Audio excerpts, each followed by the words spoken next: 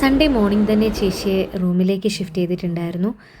ചേച്ചിക്ക് ഫുഡൊക്കെ മേടിച്ചു കൊടുത്ത് ഞങ്ങൾ പുറത്തു പോയി വന്നപ്പോഴേക്കും ചേച്ചിയെ ലേബർ റൂമിലാക്കിയെന്ന് അമ്മ വിളിച്ചു പറഞ്ഞു. സോ കുറച്ച് ഡെലിവറി ബിഹൈൻഡ് ദ സീൻസ് ആട്ടോ നിങ്ങളീ കാണാൻ പോകുന്നത്.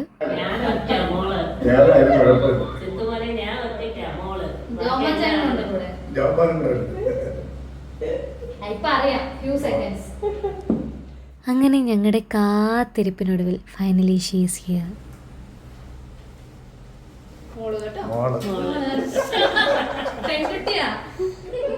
ഞങ്ങളുടെ കുഞ്ഞുമണീനെ ആദ്യം കയ്യിലെടുത്തത് അപ്പാപ്പനായിരുന്നു കേട്ടോ. പിന്നെ അച്ഛമ്മയും ബിന്ദമ്മയും ചാച്ചനും എല്ലാവരും കൂടെ മാറി മാറി കൊഞ്ചിക്കുമായിരുന്നു. ശരിക്കും നമ്മുടെ ലോകമൊക്കെ ഒരൊറ്റ ഒരാളിലേക്ക് ചുരുങ്ങാന്ന് പറയുന്നത് എത്ര സത്യാലേ. ആർക്കും തന്നെ വാവേനെ ഇങ്ങനെ കൊഞ്ചിച്ചിട്ട് മതിയാവുന്നില്ലായിരുന്നു. ബാക്കി പ്രൊസീജിയേഴ്സൊക്കെ കഴിഞ്ഞ് ചേച്ചീനെയും വാവേനെയും തിരിച്ച് റൂമിലേക്ക് കൊണ്ടുവന്നിട്ടുണ്ടായിരുന്നു.